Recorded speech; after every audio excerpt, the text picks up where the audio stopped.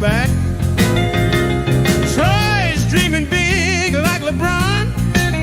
Matt's back testing like a daddy Mac. Dan's 30 years got our way, trading life and markets every day. Rusty's chained to the mines, digging deep day by day.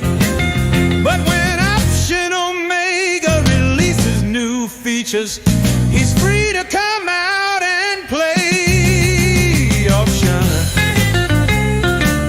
Omega, you're trading home, where every move makes you feel less alone.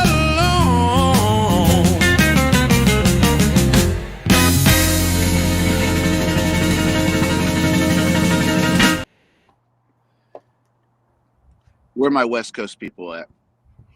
We're in a line today. We're in a vertical line. That's right. I don't know how to fix any of that, but I'm sorry. It's just variety. Yeah. You know what Troy reminds me of today? When you ever see those on YouTube or TV when they're doing like mafia interviews and they're interviewing the guy, and the guy's got a little bit of they're kind of darkening the face, covering the. I feel like we're interviewing like someone from the Luciano family in New York, and it's kind of a dark background, like he's at like a, kind of a bar in Brooklyn or something. I don't know. Troy, you want to give any credence to that at all? Or no, I think that's absolutely right. I mean, listen. I think this is a testament to the West Coast resilience, because I see what you guys are saying. It is early. I'm in California. It is early. Now, I had some benefits. I had some things going in my favor.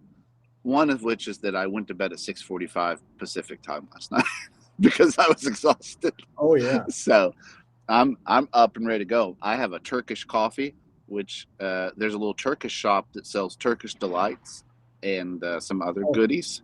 Love that. I love it. So I got some coffee, and they put extra sugar in there, granulated sugar mixed with coffee grounds. Wow. So that's is the key with Turkish coffee. Not only is it a little bit stronger, is that right? But the other thing is, what I like even more is they give you something with it. Do you get like a little cookie or something with it? I did get a little cookie with it. See, that's nice. I go to Panera Bread. You got to buy the cookie, but I've been to these little Turkish shops. They just throw in a couple cookies just because we like you. And I appreciate that, right? It's like going in Olive Garden, you get your bread and your salad. I like a coffee, guys. Hey, you want a couple cookies? Yeah, give me a couple cookies and a nice cup of coffee. I like that hospitality. Yeah. No, I love that hospitality. And to me, you go on vacation, you think to yourself, I could be Turkish. And then, like, you go back to your hotel room and watch Billy Madison, and you're like, I couldn't. Billy. Hey, Carl, you're in Santa Barbara, right? Today I'm in Santa Barbara. Yep. Tell us a little bit what strikes you about Santa Barbara, other than is that the Ronald Reagan Library out there? Ronald Reagan was between L.A. and L.A. in here. We passed the Ronald Reagan Library. I told my wife, I want to go in there. It's a once in a lifetime thing. We're probably never going to be back here. And then it proceeded just to immediately drive past it. So that's kind of on me. But then Santa Barbara. So you get it. Here's my first take as like a complete noob. If you guys are in the chat, you've listened. This is probably like easy for you. I've been to the northern San Francisco part and driven down halfway. So this time we're driving up halfway, basically, because there's a road slide that closed Big Sur for like 3 years or something. Wow. So we're driving up. A couple of annoying things about California. It's exceedingly beautiful and the weather's perfect basically all the time. I know. Let's get that out of the way. It's gorgeous and it is beautiful. I mean, it is right now maybe 65 degrees. And this is what I'm staring at here. Got the sunrise on the horizon. I am on from the ocean. How far are you from the ocean? So this is just going to be Troy's agenda for a second. we're going to basically end up at Big Sur. So we're going to end up right next to the ocean or above it. Yeah. So this first couple days, basically starting today we'll be on the ocean, but last night we decided to stay closer into the downtown area so that we could walk around. I want to shout out Santa Barbara Hospitality. I usually book trips through a company called Hotwire. Shout out Hotwire, where I don't know what I'm going to get until the last minute. The thrill. I like that. The thrill. It's like it's a big part of my life. It's the volatility experiment. It is. It's literally volatility. Like, what's going to happen? I don't know, babe, but we're playing the odds. Well, and I saw this would be so today, this would be the equivalent of like selling a ratio put, because I wanted the credit. I wanted to be able to just have a nice experience, but I got an upside surprise. And what that was we drove around. We found out where we want to stay, just like you would in any other time before the internet, I imagine. Yeah. Dan, I mean, you could probably speak to it. You drive around, you look at where you want to stay, and then you go in and see if they have any rooms available. Period. And you know, they're happy to see you there. Yep. And it's a reasonable price. That's exactly right. So we drove around, found a little bed and breakfast. Nice. Went in, said, "Hey, do you have any rooms available?" We do. "What are you guys here from?" I said, "Knoxville, Tennessee." She said, "My dear Lord, today?" I said, "Yeah." She said, "What are you here for?" I said, "It's our anniversary." She said, "We're putting you in the nicest suite in the hotel." Straight away. Wow. Happy anniversary. Coming from Knoxville in one day. Wow. Which really sweet, and then also really shows that they had vacancy available.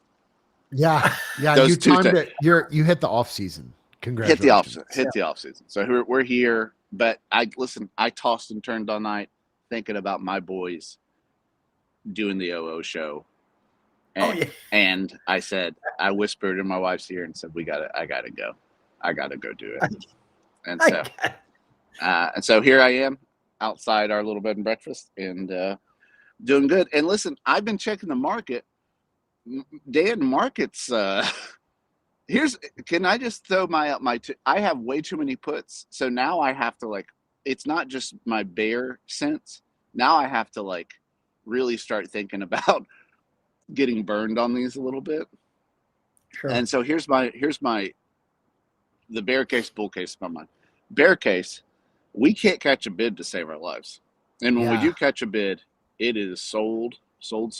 Yeah. Here's the not bear case. Vol does not care. And it feels like this is maybe just a little blip and nothing more than that.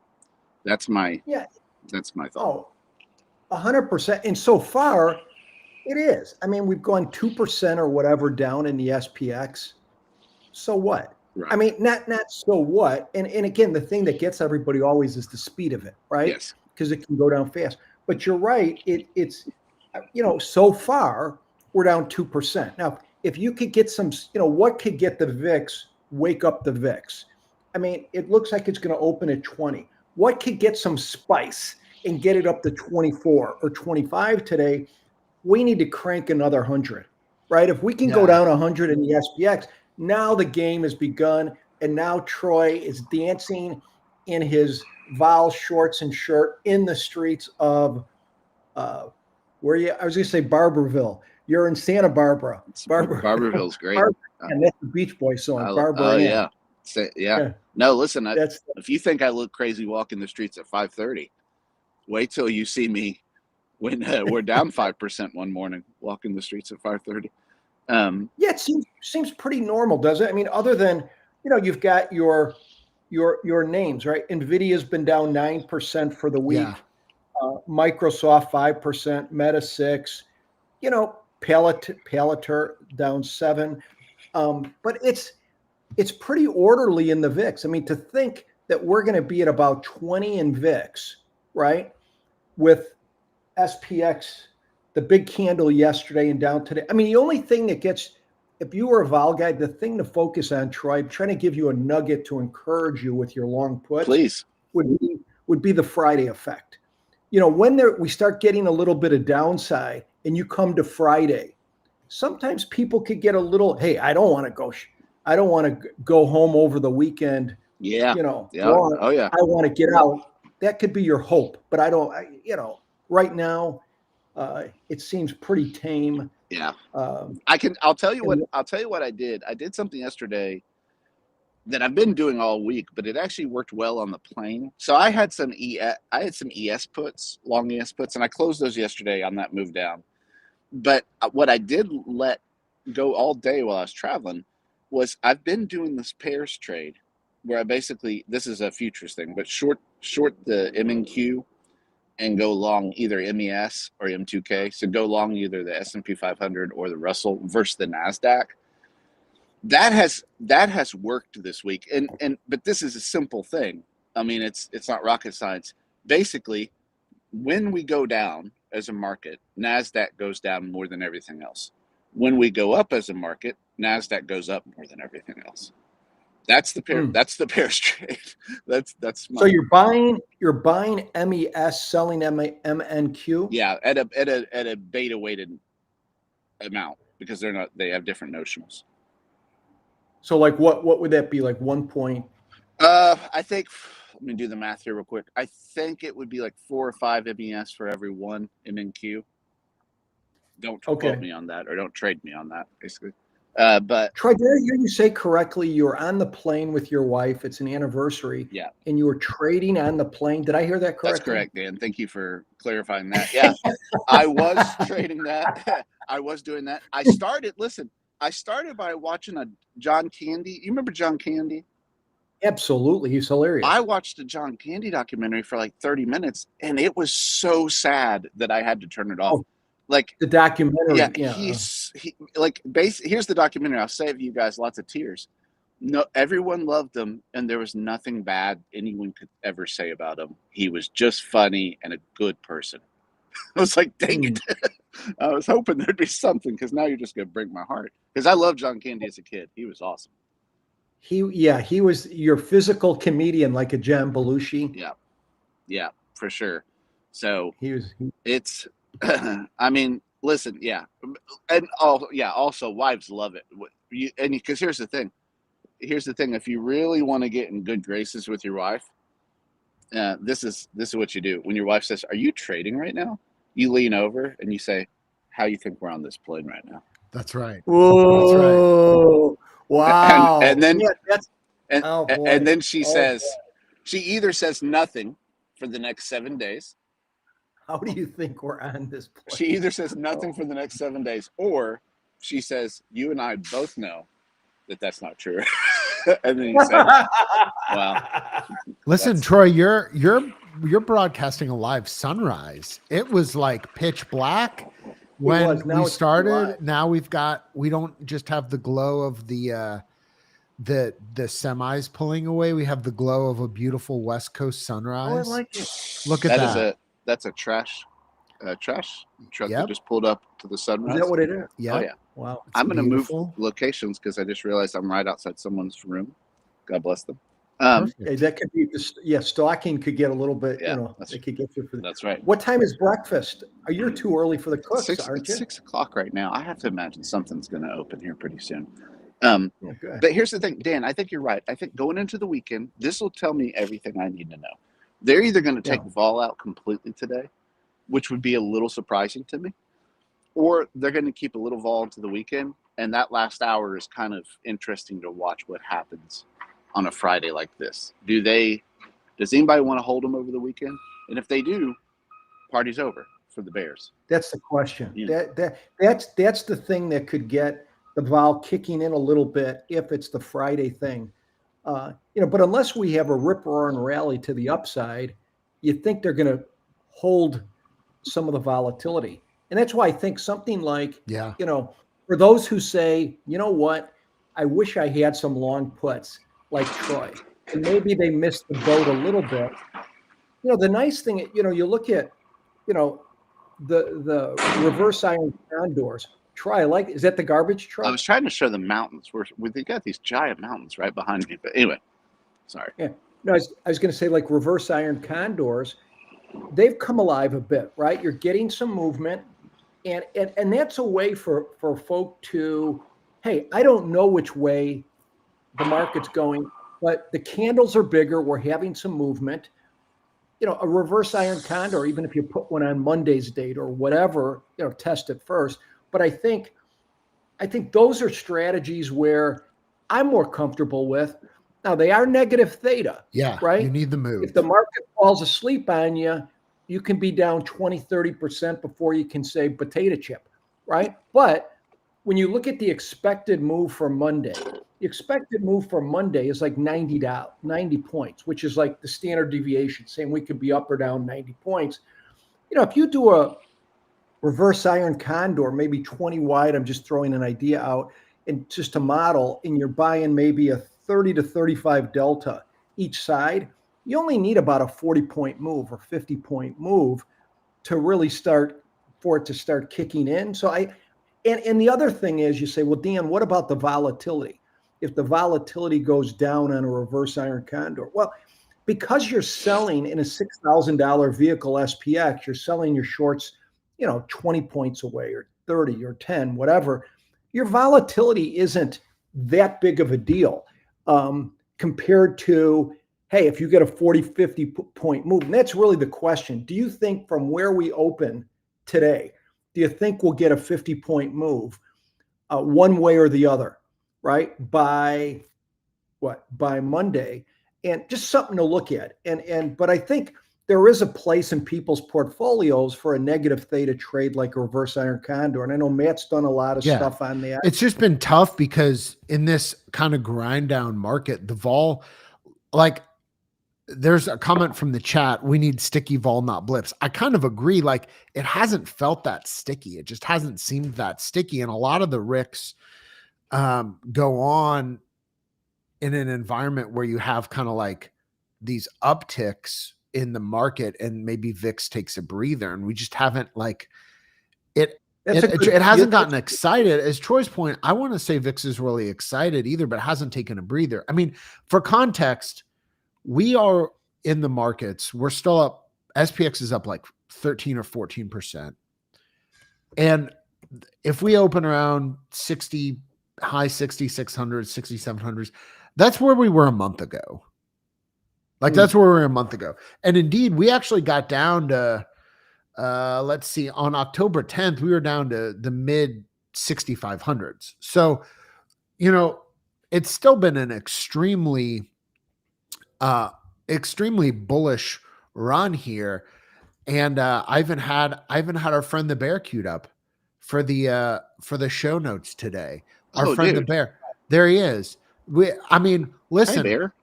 The special guest TM number 1 on the minutes just had some amazing thoughts though. And we should just run with this because again, we're up 14% on the year. I mean, that's a pretty good year, especially after the year we had last year and the year we had before last year. So I don't know. VIX 9 days, not that excited. It's just feeling a little tingle. It's not that much excitement. And we've had, you think about it, this week, not last, this week, VIX a couple times has been in the lower 17s.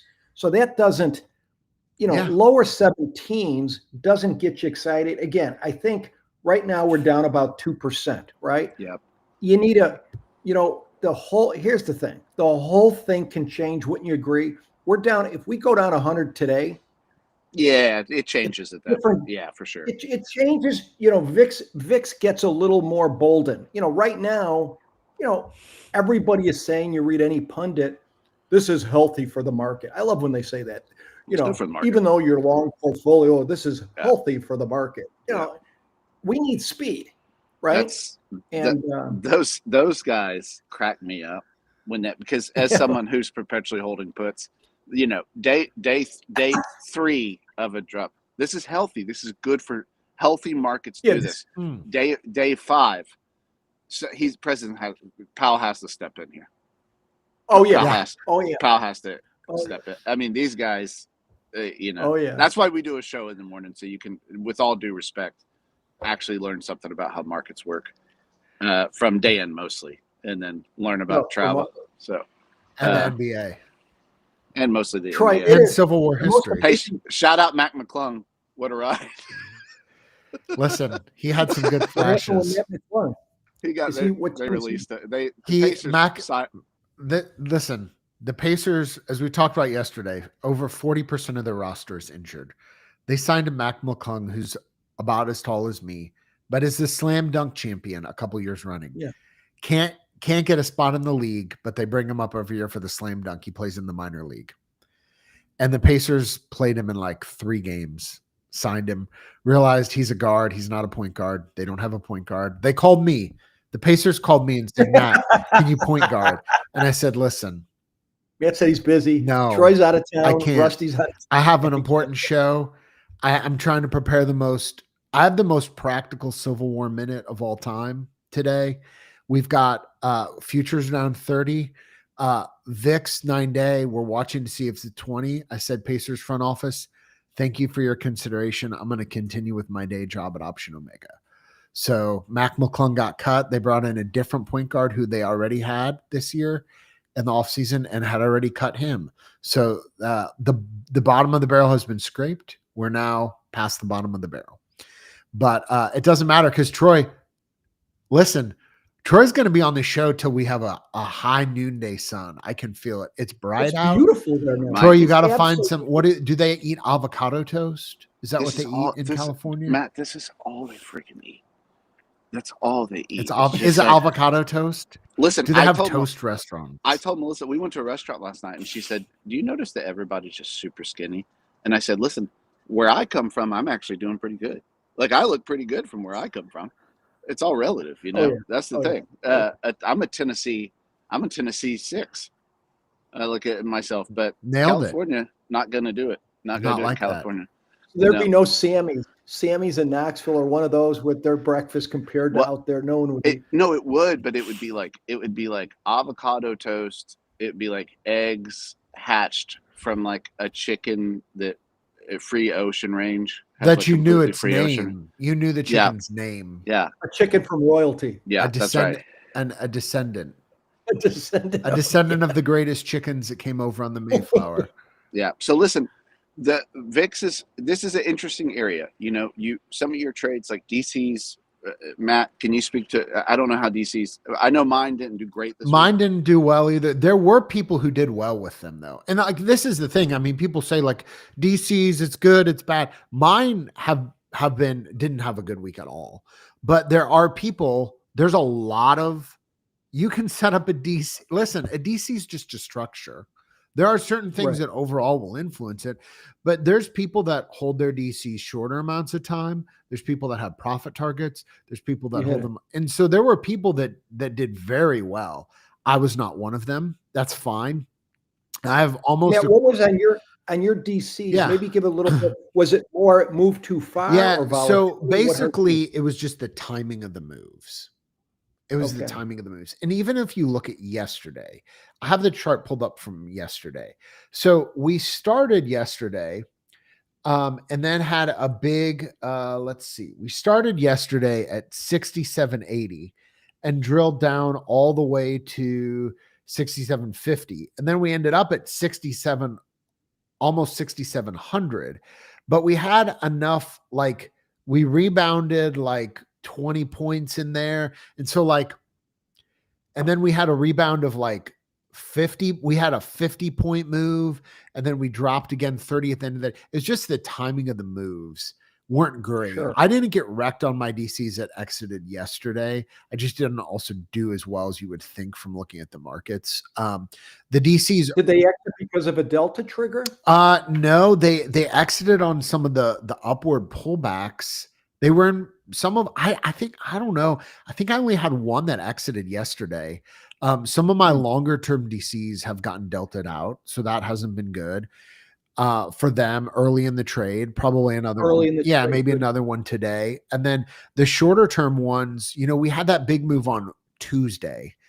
And so the trades that exited Wednesday would have done better if that big move had been on Wednesday instead of Tuesday. So it just, I'm not, listen, they're all, you can't time it. I just TTBT. I've seen, listen, I've been doing these DCs now long enough, seen this movie 100 times. and everything's well within range of normalcy. So just haven't had as many other trades fire just because of these environments. And the VIX 9-day is not super awake either. Like a lot of times when you see these moves, you'll see the VIX 9-day kind of get above the VIX and get excited. But I think Trump being in office is like a permanent bid to the 30-day vol. Like I just don't see the VIX going below 15 for any extended period of time in this current, unless something changes in the macro truthing environment. Well, the macro tweeting environment. What's interesting, I think they learned their lesson, because the first term is when vol got historically low. Yeah. I mean, it was in what, 9 VIX or 10 VIX, 2017. That was quite a while. Yeah, like 2017. Yeah, and so, but this time around, I think maybe they've learned their lesson a little bit. That hey, let's keep things. This is their security mechanism.